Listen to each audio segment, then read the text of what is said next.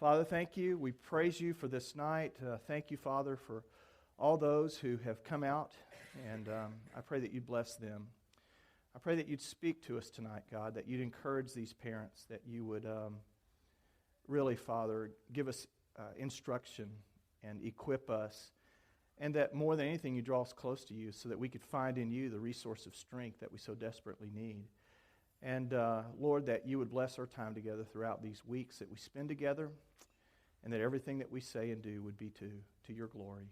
We trust you for this in Jesus' name. Amen. Amen. All right. Well, everybody needs a workbook, and we'll be walking through this workbook. It's not my intention to kind of click off everything, but that's the goal. I mean, we're going to work through this. You can fill in the blanks. Some of you like to take notes, and you got to have every blank filled in. I'll hopefully fill in every blank for you. If not, you can come up to me afterwards, and I'll let you fill in that blank. But we're going to talk about a lot of things. As I've thought about what are the subjects that would be most relevant for us to talk about, I thought about my own experience as a parent, and I want you to know that one of the troubling things about teaching is this inherent feeling that I think I have, that many teachers have, that when you're presenting something, you come across as a knowledge expert of some kind, and the idea is, well, he must do everything right, and he's an expert. Let me tell you, that is far from true. And most of the things I'm going to share with you are along the lines of, this is what we did, don't do that, right?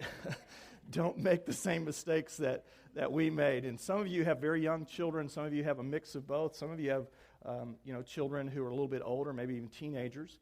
And some of you are grandparents, and that's great. And we're going to cover really principles of influence, raising kids no matter where they are in this spectrum. So let me introduce you to my family. This is my family, and this is about 2 years old, this picture. And of course, that's my wife, Tammy. We've been married for 25 years. We celebrate our 25th anniversary on March 4th. Ryan is there in the middle. Ryan is up at Blinn. So he's in Bryan, College Station area, going to college. Brandon, right there, is 16 years old at this point. He's at Klein High School. He's a junior at Klein High School. And then my daughter, Kaylee. Kaylee is 14 years old, and she's a freshman at Klein High School.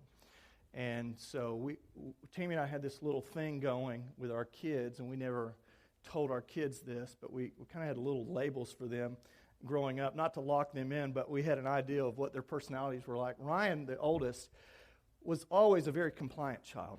Just really, we did not have to get on him very much at all. He just wanted to please mom and dad, so we called him the, what did we call him? We called him the rule keeper. He was the rule keeper. Brandon, on the other hand, was the rule breaker. And those first 6 years with Brandon were pretty challenging, mostly in relationship to his little sister. Ryan was 4 years separate from Brandon. Brandon and Kaylee are 2 years apart.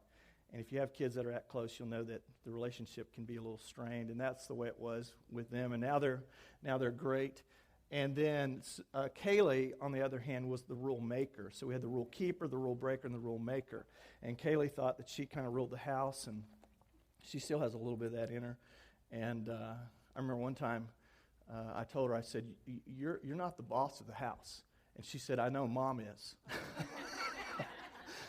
So that was when she was about 4 years old. So anyway, that's my family. That's a nice little portrait, isn't it? I mean, it's all nice and tidy and neat, but this is actually kind of the way that life actually is for us in our house. So, you can go from the nice little presentation portrait to the kind of way life really is.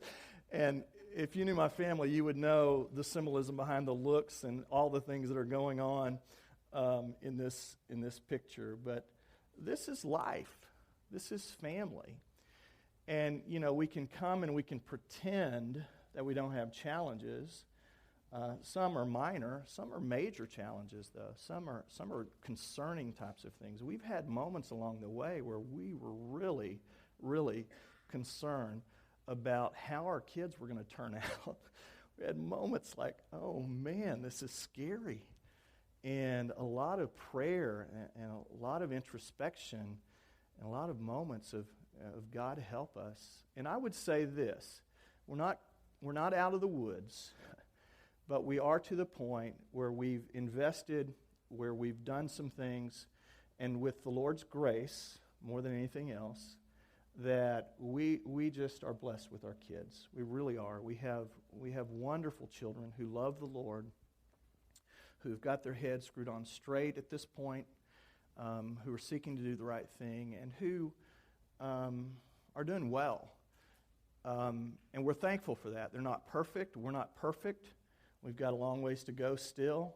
They're not out of the house at this point, but we're happy with what we've seen at this point. And that's all we could ask for, really. It's not perfection.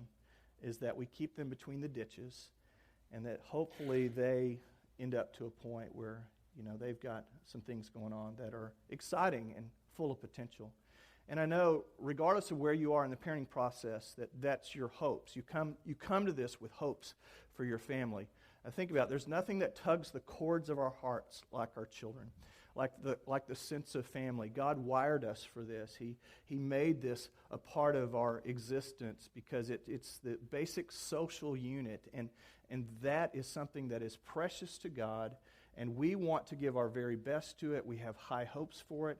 And the journey is filled with disappointments. And the journey is filled with victories. The journey is filled with heartaches at times. All those are very, very real. So what I want to try to do is to normalize the parenting experience. Some of you may be sitting here today and saying, we're going through things that nobody else goes through. That's a lie from the devil. It really is. That's just a lie. The likelihood is that everybody in this room has got very similar struggles that you have in the parenting process. So what I want to do as we begin, you'll see this in your booklet. The very first page, page 1. Proverbs 24 says, by wisdom a house is built. Anybody need wisdom? Man, I do. You know what wisdom is? Wisdom is seeing life from God's perspective. That's what wisdom is. By wisdom, a house is built, and through understanding, it is established. Through knowledge, its rooms are filled with rare and beautiful treasures. Most of us come into the experience of parenting having either good or bad experiences or a mixture of both, and we bring into our current family the things that we've either learned or not learned as we were growing up. Those can be very good and helpful and benefiting kinds of things, or they can be harmful kinds of patterns, ways of doing things, beliefs, behaviors, attitudes, reactions and responses that can either hurt or help our family. And so what we're trying to do in this little workshop is to kind of clear the slate, right? And what you're doing here is I want to kind of check all my expectations at the door. I want to check at the door these patterns that I have because, they may not be working. And I really want to learn from God's Word some of these things that will help me in my parenting. God promises wisdom if we will ask Him for it. In fact, he says in James chapter 1, He'll give it liberally. He'll give it willingly for those who seek Him. So our goal is wisdom. What I want you to do is in that home, I want you to list some rare and beautiful treasures, as it says there in that Proverbs 24 passage. Rare and beautiful treasures. Now, of course, this passage and what we're talking about are not material treasures. I'm not talking about physical treasures. I'm not talking about, gaining material possessions. I'm talking about what are the rare and beautiful components of your family that you're challenged by, that you feel like are lacking, things that you could say, you know what, that's really something good that we have, that we possess, and I want to celebrate that. Or it could be some things that you say, man, we don't have these, and I would really like to see these in our home. In that box of that house, I want you to list 2 or 3 rare and beautiful treasures that you'd really like to see take place in your home, in your family.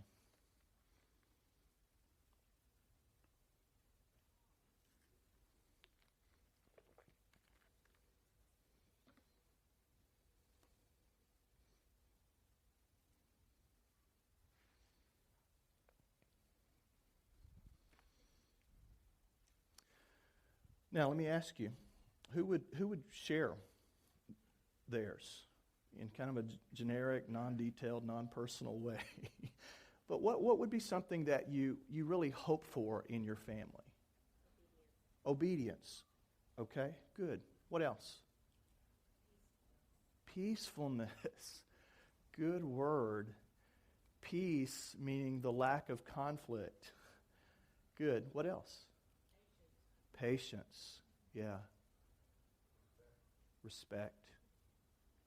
Good. Grace. Trust. Wow, these are really good. Forgiveness. Time. Did I hear time? Yeah, time. What was it? Laughter. Yeah. Love. Sounds like a place called home, doesn't it? These are words that really describe what the family should be and can be. Here's what I want to say to you, though. Rarely do these attributes come in perfect form. There is a constant tension between what current reality is and what you strive for. And it is days of arriving at that and then kind of a step backwards. And then days where you go, I don't think we're ever going to have this. What I want to say to you is that that's the normal experience of parenting. And as I was preparing for this, I was reflecting back now upon these years. I would say I never felt completely resolved in some of these things that I wanted to see take place in my family. Not completely and not permanently. We had moments. We had times of that were very, very precious to us. Times when I was like, man, this is what it was supposed to be, and my kids are getting it, and we're getting it. And those were wonderful, wonderful experiences for us. Many times they were fleeting, and they were cloaked in kind of a temporary nature. But I want to tell you that that's the journey, right? And if you're thinking that it's going to be all nice and neat with a little bow on top in a little package, and you're going to solve the problems of your home, and you're never going to have to revisit those issues or those challenges, that's just not reality. That's a pipe dream. That's just not life. So what we have to do as parents is we have to embrace, unlike anybody else in the home, we have to embrace the tension, the ambiguous tension, the unresolved tension between what is and what we hope for. Being comfortable with that tension, knowing that it's 2 steps forward and 1 step back, knowing that it's not going to be always perfect, knowing that it's not, going to be resolved necessarily, but that's the journey. And somehow you get to the end of it in a journey that's like that's always a little messy, always a little frustrating. You get to the end of it, and the kids get out of the house, and you go, what? Somehow, through the fits and starts and the trial and error and the ups and downs and ins and outs, I think they're okay. They don't have everything maybe, or there may be some things lacking, but you go, we gave it our very, very best. And these kids, if I look at them, I go, yeah, they've got it. They're prepared. Okay? I grew up in a home where none of this was modeled for me. Absolutely none of it. If you've been around our church, I've shared my story with you before. That I grew up in a home where we didn't attend church, never. I may have gone to a funeral in a church at one point. Never attended church until my late teenage years. My parents were alcoholics. A lot of chaos, a lot of craziness in the home. A lot of shame that I felt growing up. A lot of dreams and aspirations that I wanted that kind of propelled me out of the house. There were aspects of resentment that I dealt with my mom and dad, and God has really helped through all that process. But at times, for me, it was looking for something within that just wasn't there. I couldn't find it. And some of that had to do with grace, and some of that had to do with intimacy, and some of it had to do with opening up myself to love and being loved. And some of you come into the room and you've got an experience where you were not modeled by your mom and dad. You were not modeled the things that you're hoping to pass on to your children. What I want to say to you is that God is able to help you. God is able to equip you.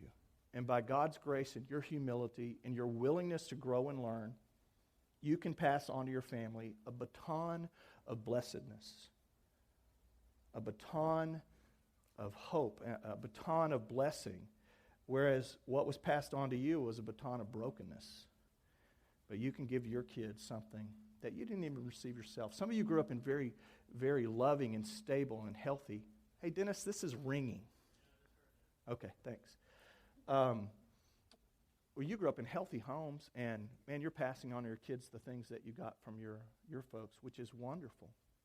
All these things that you wrote here in the box, I want to say to you that these are indeed possible, and but the journey is filled with things that might surprise you. And you need to embrace those kinds of things and embrace that kind of tension. Okay, so let's look first of all what the family is really all about. You say, well, we want a family. We want a whole and healthy family. Well, what's a family for? Right? What is a family? Well, let me share with you what I think a family is. First of all, family, of course, is a place of loving. It is the one social unit where love should be freely given, where love should be unconditional. Think about it.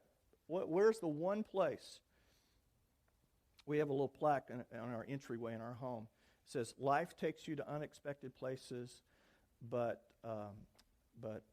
love always brings you home. And that's really true. The family is the one place where unconditional love should take place, where we say to our children, no matter what you do, you can't be bad enough for me not to love you. Now, we're going to talk about discipline. We're going to talk about aspects of consequences, of choices that kids make, and how to, try to train them, equip them, discipline them, all that kind of stuff. But the truth is that underlying all that, there is an unconditional love that must permeate the home. And it's the basic aspect of the family. The family is a place of loving. The family is a place of learning. By the way, let me just share a little story with you about this thing called loving. Because I didn't have this growing up, and I really wanted to give it to my kids. My parents never told me they loved me. My dad could never tell me that. And so I was kind of dead set, particularly after I became a Christian. I was going to say this to my kids. I was going to make sure that they knew that I loved them. And I started a little thing with my kids when they were younger. And I would say to my oldest son, Ryan, I would say, Ryan, line up all the boys in the whole world. Who would I choose to be my son? And he would say, me. And I would say, you're right. I would choose you to be my son. And I did that with him periodically. And as he grew up, I did it with him, and he'd always say me. When he was 8 years old, I said that to him. And I don't do that with him now because they think it's all corny, right? And cheesy. In fact, my younger son, I said that to him one time, and he said, but Dad, you'd have to choose me because I'm your son. So he was outsmarting me already. But when Ryan was 8 years old, I was sitting in his bed with him, and I said, Ryan, line up all the boys in the whole world. Who would I choose to be my son? And he said this. He said, what if one of them played basketball better? I said, I'd choose you. He said, what if one of them was smarter? I said, I'd choose you. And I could see the wheels spinning. And then he said, okay. We prayed, he went to sleep, and that was it. But it was that moment with him where he really understood that no matter what, he was going to be loved. And sometimes family can be a place where love must be earned. Some of you grew up in those kinds of situations, where if you made an D, your parents wonder why you didn't make an A. Or if you scored 10 points in the basketball game, why didn't you score 15? The expectations were just always more than what you could achieve. And somewhere along the way, you learned that love had to be earned. The family is the one place where love does not have to be earned. It's just given. Okay, so it's a place of loving. Family is a place of learning. It's pretty obvious, right? I mean, the values that are going to be present in our kids when they're adults are the values that we will teach them in the home. And by the way, this is more by default than by design. You've heard it said before. They will pick up on what you do, how you react, how you respond, more than they will the things that you tell them and teach them. We'll talk about that more when we get to the phases of parenting.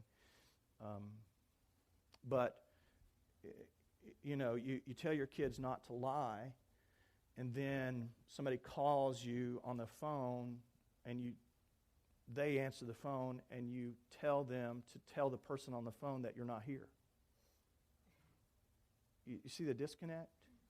So we have to be absolutely consistent with our words and our actions. We'll talk about integrity and the whole idea of what it means to earn trust. But the family is a place of learning. The family is a place of laughter. I think that's what Michelle said. A place of laughter. It should be a place of joy.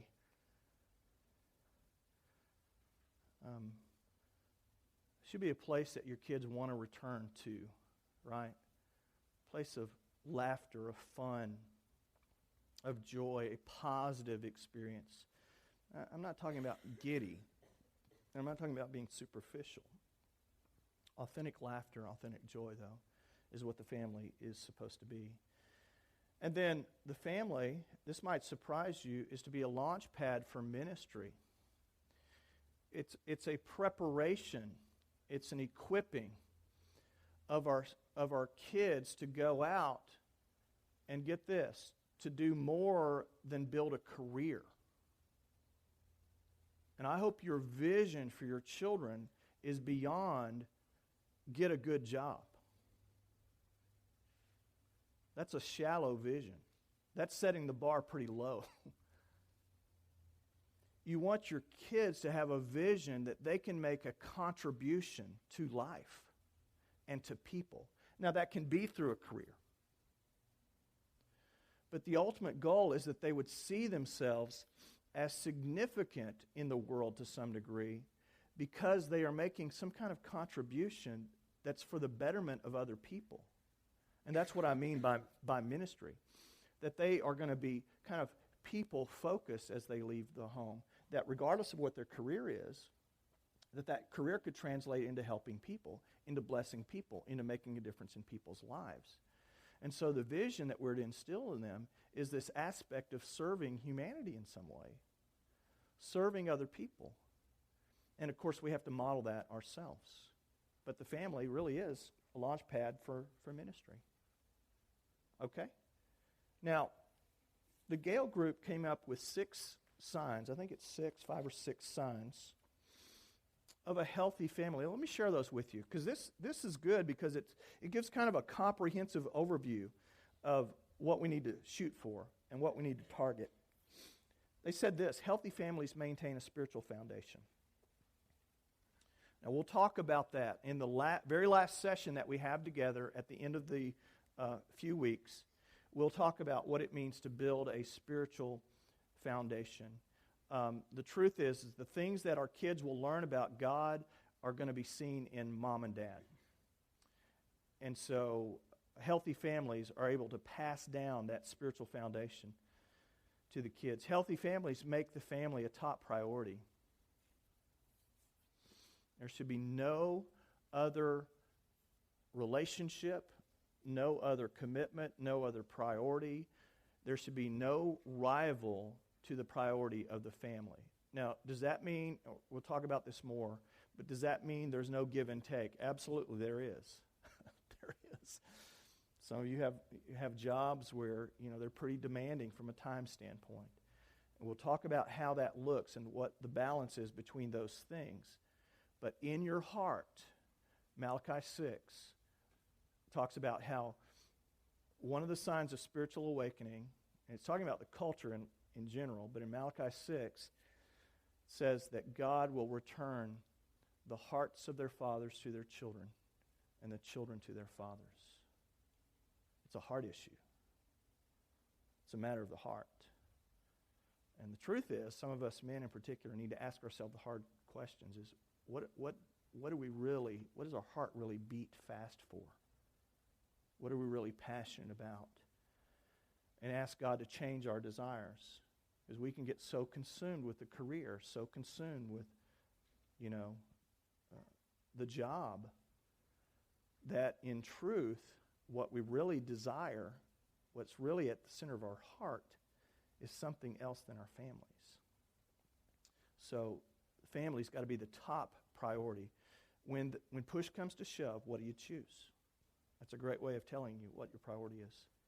Healthy families ask and give mutual respect and support.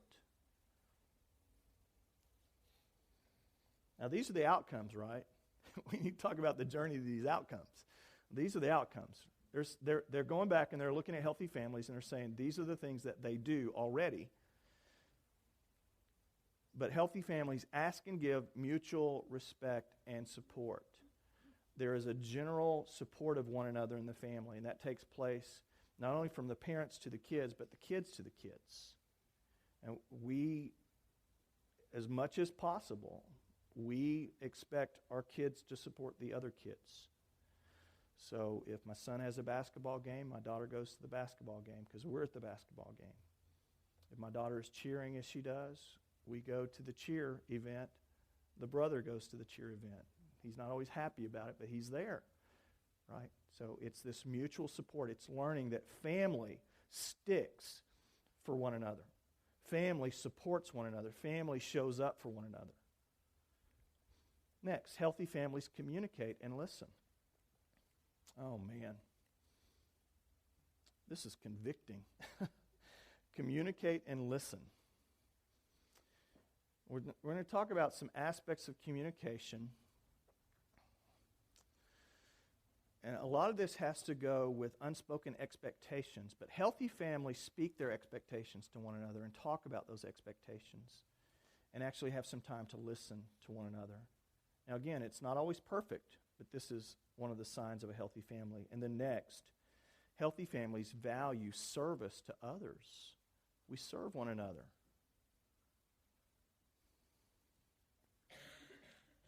My wife and I went through a little thing, years ago, where she was like, well, I think we need to pay the kids to do some chores around the house. And I'm like, we don't pay them to do chores. They're expected to do chores. They've got to do the dishes and take out the trash and clean their room and make their bed.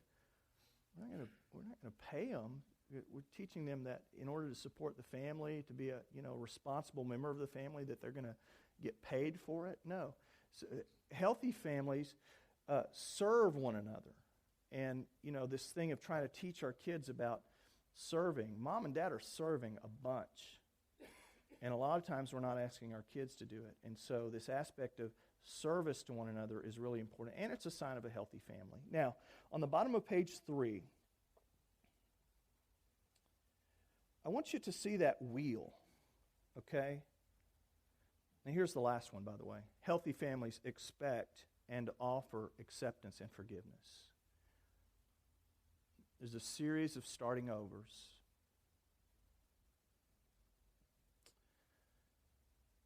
We wrong each other, we offend each other, we misunderstand each other, and it's so much daily about extending acceptance, extending forgiveness, asking for forgiveness.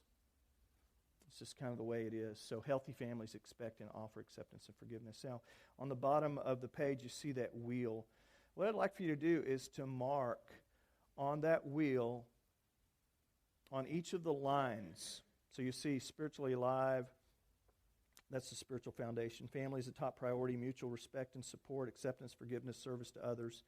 Mark according to where you think you are. 1 being, boy, we're not very good at that. And 5 being, we're really great at that. Mark on each line kind of where you are on that wheel. And then draw a line between each connecting point where ultimately you're going to have almost looking like a spider web type of thing. So if you're really good at service to others, you're going to mark a 4 or a 5. Don't put the number, put a dot. Put a dot, and I'm sorry I don't have this up here, but you see these lines, you see these big lines that go out from the center. On the circle, mark a dot.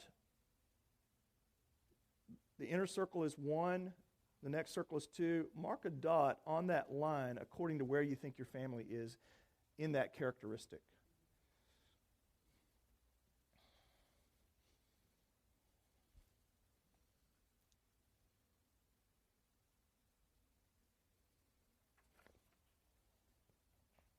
Sorry, it looks like the bottom one cut off too, didn't it?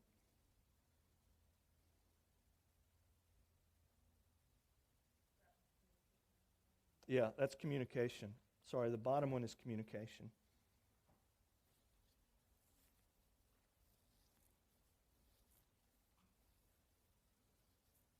Just kind of way of thinking, okay, where are we healthy, where are we not?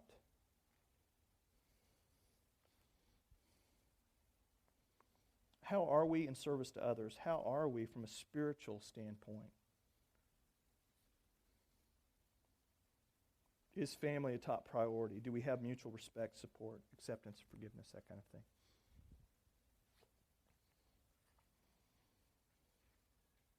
Yes. Yes, please. Mm-hmm. Yeah. So you're here as a grandparent, right? Mm-hmm. No, I would answer it in relationship to your grandchild. Where you think they are, or where do you think that family is? Because it's your goal now as a grandparent to try to influence that family, right? Because ultimately you don't have as much influence as the parents will, as the home will. Your job now is to influence your son or daughter, son-in-law, daughter-in-law, and those kids and their house. Where do you think their home is? And then, because what you want to be thinking is, okay, now how can I affect that particular dimension for the family, for their family? How can I help them? Okay. Now, for the next few minutes, and by the way, thank you. Whenever you have questions or something doesn't make sense, please feel free to interrupt.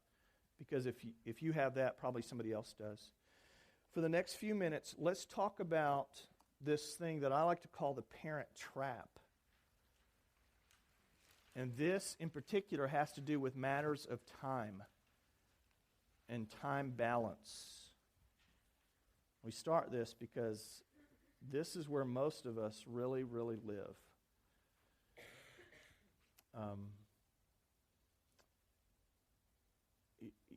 A lot of you are working 2 jobs. Mom and dad are working 2 jobs, not always, but even with, the one breadwinner and the other person at home. I mean, the whole time aspect is kind of critical. And as I talk to parents in our own experience, what is the one thing that seems to undermine our happiness? It's this management of time. It's this management of the challenges and stresses of life. It's us running from place to place to place. So I call it survival mode parenting. I came up with the word survival mode as a result of a video game that my oldest son was playing, and I saw he had this little warrior, and when this warrior would get shot, he would go into survival mode. And survival mode for the warrior was where he was on the brink of death, and if he was to get shot one more time, he was going to die. But in survival mode, he could regain his energy by doing certain things. You guys have played video games. You know what I'm talking about. That's what his survival mode was. So here's what it was. A fight against randomly selected opponents, which continues until the player is KO'd. And some of you feel like that. You're on the verge, you're on the brink of exhaustion. You're kind of in survival mode. There's an example of this from Luke chapter 10. Look at what it says. As Jesus' disciples were on their way, he came to a village where a woman named Martha opened her home to him. She had a sister called Mary who sat at the Lord's feet listening to what he said. But Martha was distracted by all the preparations that had to be made. And she came to Jesus and said, Lord, don't you care that my sister has left me to do the work by myself? Tell her to help me. Sounds like a family right there, right? Martha, Martha, the Lord answered, you're worried and upset about many things, but only one thing is needed. Mary has chosen what is better, and it will not be taken away from her. Now, what Jesus does by default is he's helping to ascribe value to kind of one mindset of living, and he's saying that that's better than the other. Martha is the one who has the hurried existence. Martha is the one who may be dealing with some perfectionism about the kitchen being clean. Particularly when there's this opportunity, this moment where Jesus is in the home and she's choosing to clean the kitchen, whereas Mary is choosing to be with Jesus. These are the kinds of real decisions of life that we must make. They pertain to getting the kitchen clean or making sure I have a conversation with my son before he goes to bed. And then once he goes to bed, I'm too tired to clean the kitchen. So I got to figure out when that gets done. I mean, this is the real exchanges of life. The quality of your home will be determined by the wisdom of those choices that you have. Let me say that again. The quality of your home will be determined by the wisdom of the choices that you have in those moments. The give and take. The choosing what is more important. That's what the story represents. So for you, you have to be crystal clear, not only in your mind and heart, but that has to translate into action with respect to the things that you will actually do. I like to have a clean house. My wife does too. Sometimes that's got to be put to the side. And in these moments where this exchange occurs, we have to determine the immediate benefit of having the house clean, which is tangible, which we see, right? I mean, it's done. And we walk into the kitchen the next morning, it feels good. That's an immediate result. It's immediate reaping of a benefit. It's an immediate reward. As compared to the investment of sitting on the bed with my child, that investment I won't see for 6, 7, 8, 10 years. And it takes maturity to put off the present reward for the future reward. You agree with me? We don't see the immediate results of the investments that we make with our kids. We don't see them. They're not going to get up the next morning and say, gee, Dad, I'm glad that we had that talk last night on the bed. It's changed my life.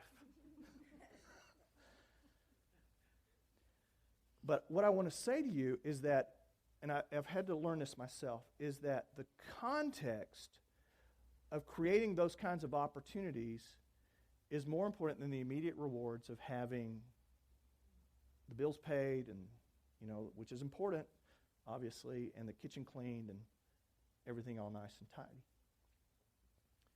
Because it is in the context of the relationship that we have where spontaneous moments occur that are eternal.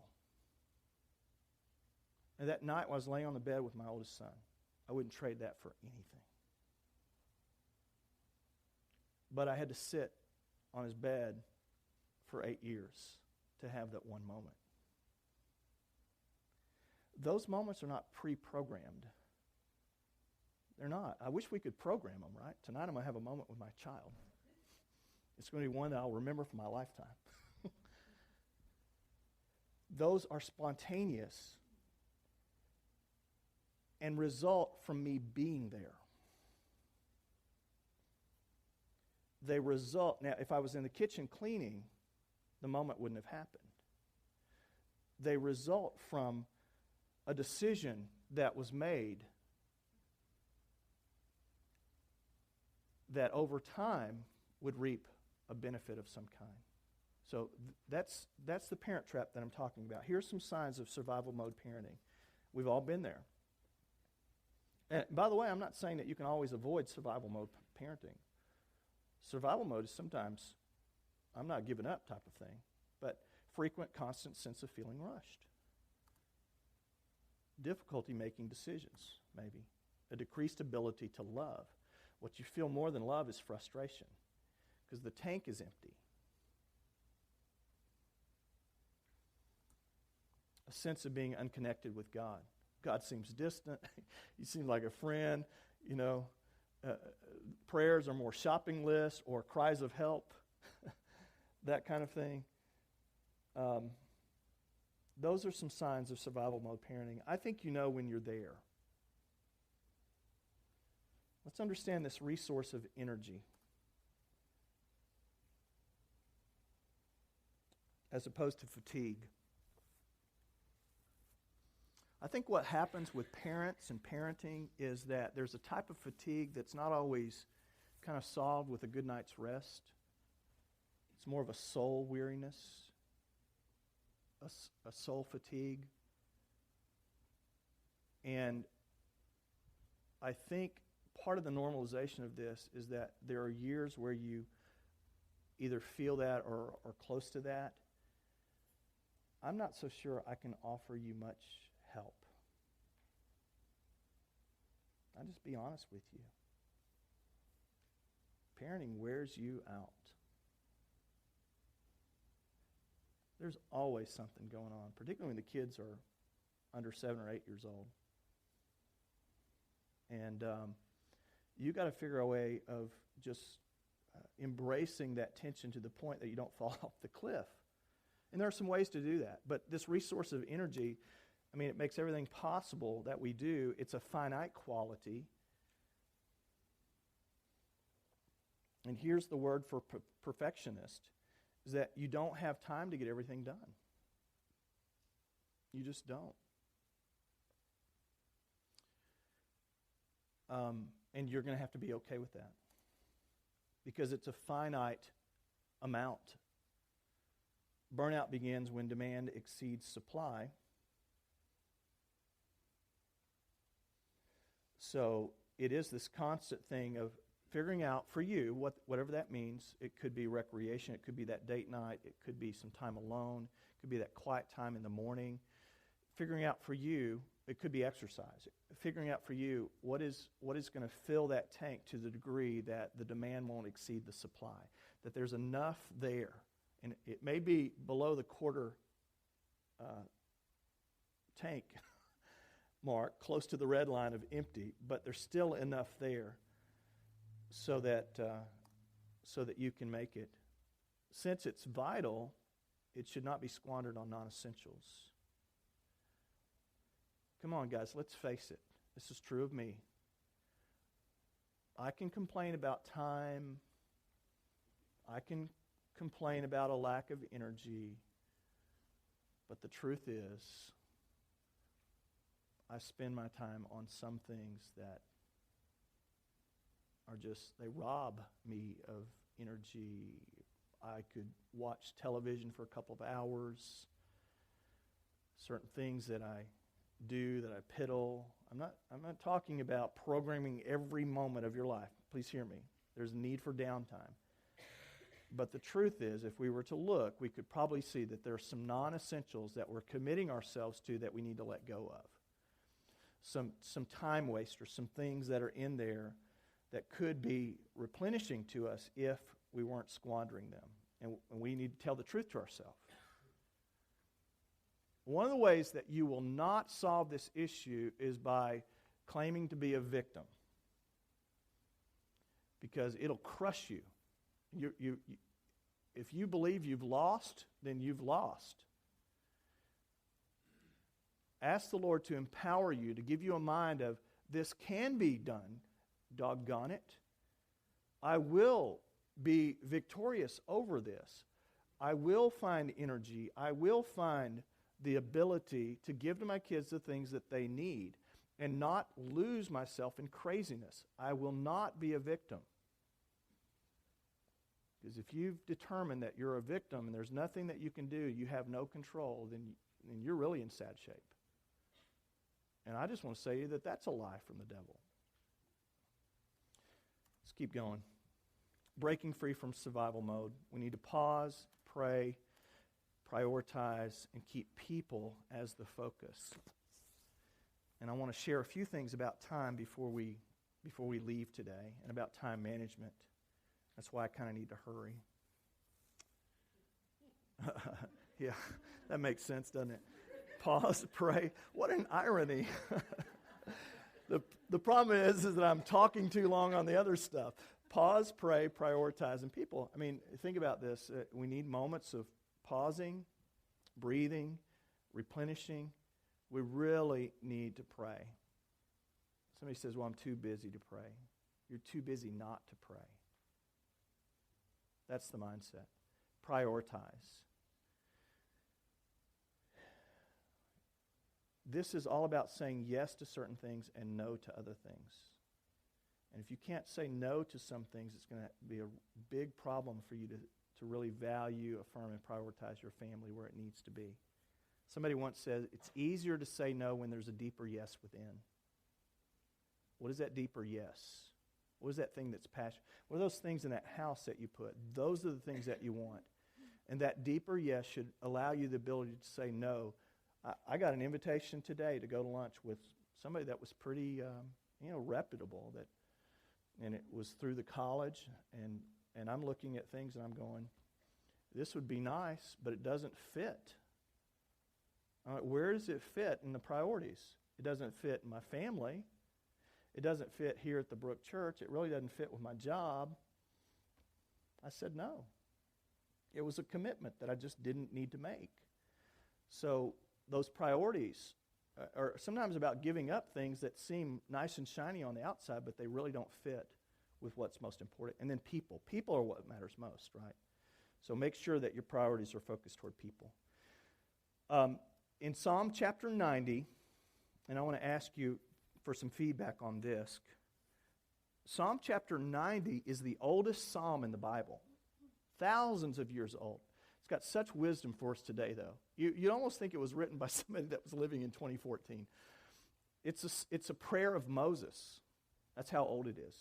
In verse 1 and 2, it says, Lord, you've been our dwelling place in all generations before the mountains were born. You gave birth to the earth, the world. Even from everlasting to everlasting, you are God. Now, what is that saying about God? What is that saying about God? I'm on the bottom of page 5, by the way. What is it? Yeah. He's eternal. Exactly. That's what it's saying about God. Okay, now read verses 3 through 6. You turn man back to dust and say, return, O children of men, for 1,000 years in your sight are like yesterday when it passes by, or as a watch in the night. You sweep men away in the sleep of death. They are like a new grass in the morning, though in the morning it springs up new. By evening it is dry and withered. That's a very popular image, by the way, of life and the time of life in the Bible. The grass that springs up in the morning, and by the evening it's withered and it's faded away. What is verses 3 through 6 saying about you and me? We're finite. So God is infinite in the first two verses, verse 3 through 6. We are not. God is eternal. We are not. We are finite. We have a limited amount of time. Verse 10, the length of our days is 70 years, or 80 if we have the strength. Yet their span is but trouble and sorrow, for they quickly pass and we fly away. I think, again, that was written by maybe a parent of some kind. Their span is but trouble and sorrow, for they quickly pass away. By the way, you know the number one commandment for parenting, right? Thou shalt not kill. That's the number one commandment. So life is tough is what verse 10 is saying. Now, look in verse 12. Teach us to number our days aright, that we may gain a heart of wisdom. How many feel like days kind of run together? Yeah, I do too. The psalmist here is telling us to teach us to number our days. What does it mean to number our days? It means to set one here, set one there, to count them, to separate them, to ascribe to them their significance is the idea that each day is precious, that we may gain a heart of wisdom. And then it talks about God satisfying us in the morning with his unfailing love, that we can sing for joy. So it just talked about how life is hard. But even though life is hard, we can sing for joy. We can be glad all of our days. Make us glad for as many of the days you've afflicted us, for as years have we seen trouble. Isn't that interesting? Right there in the middle of trouble and hardship, the psalmist is saying, God, make us glad. Make us joyful. May your deeds be shown to your servants, your splendor to their children. May the favor of the Lord our God rest upon us. Establish the work of our hands. Another translation of that says, confirm the work of our hands. Yes, confirm, establish the work of our hands. So here's what I want to say to you about time management as we close today. Time management equals self-management.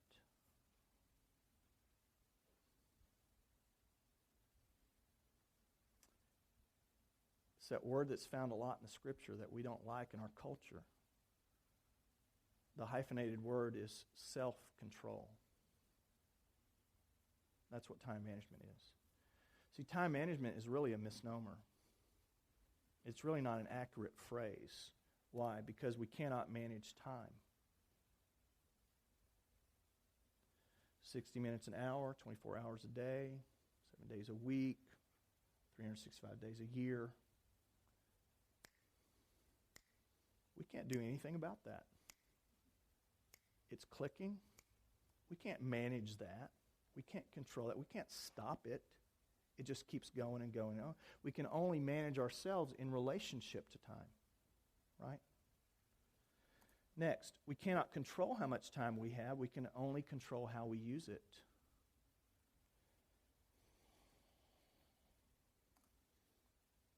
We cannot choose whether to spend it. We can only choose how we spend it.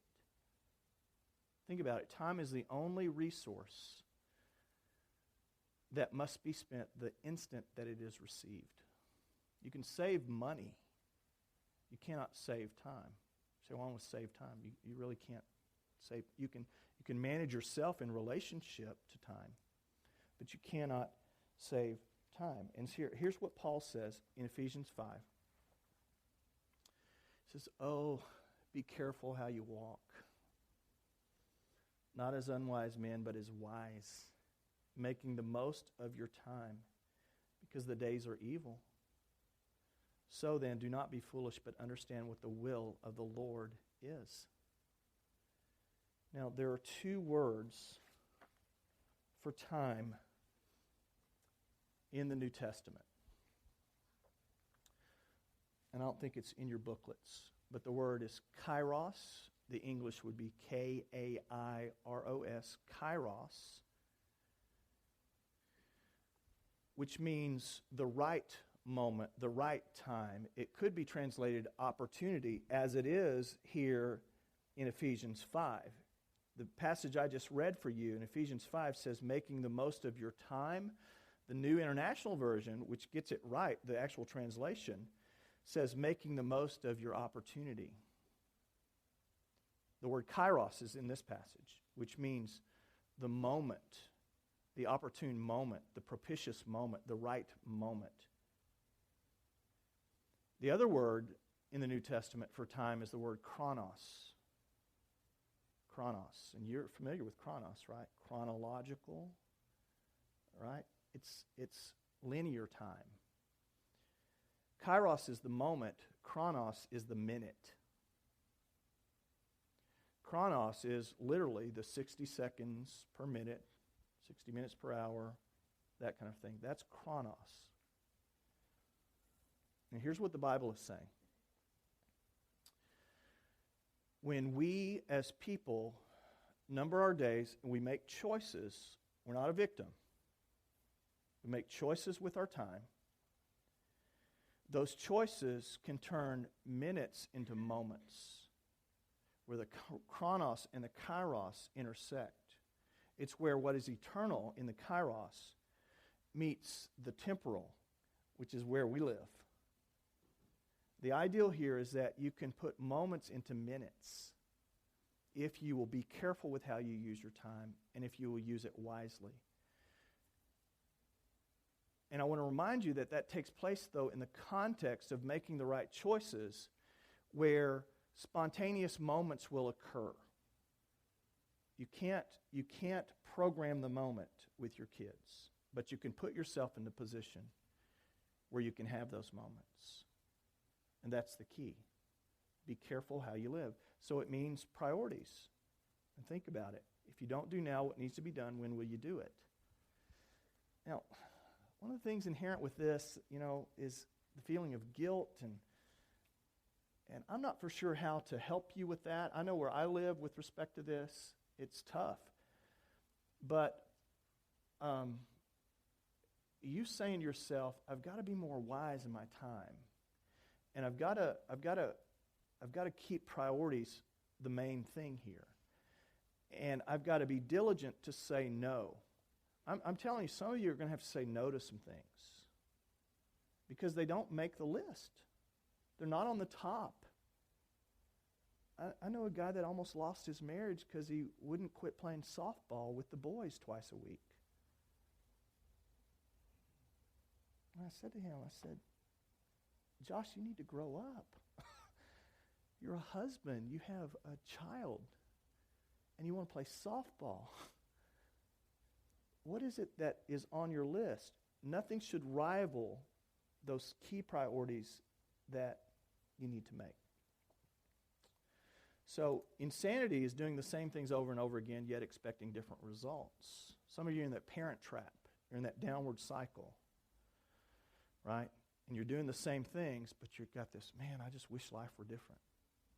But you go up and do the same things. Man, I just wish life were different. That's the cycle. I wish life was different, but I'm going to do the same things I've always done. If you do different things, you get different results. It takes courage. It's tough. It's not easy.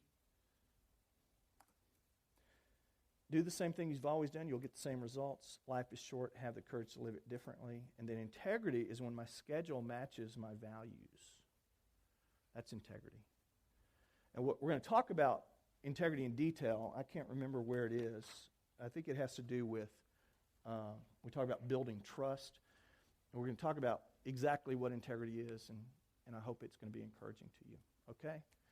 So that's kind of where we are. I hope it didn't scare any of you off, because a lot of this brings up kind of emotions of, man, I'm not doing the things I need to do. I understand that. That's a part of it. It's a part of the journey. But if you'll get on your knees, if you're in the parent trap, you'll get on your knees and you'll ask God to clarify what your values are. Crystal clear. What is most important to me? What is the deeper yes within? And then have the courage, not only commit to the yes, have the courage to say no. Jesus said, let your yes be yes, let your no be no. It's okay to say no to the more important things. Okay? All right, we're done for tonight. Let's pray. Thank you for being here. Father, thank you. I pray that you would encourage each and every one of these people who are here today.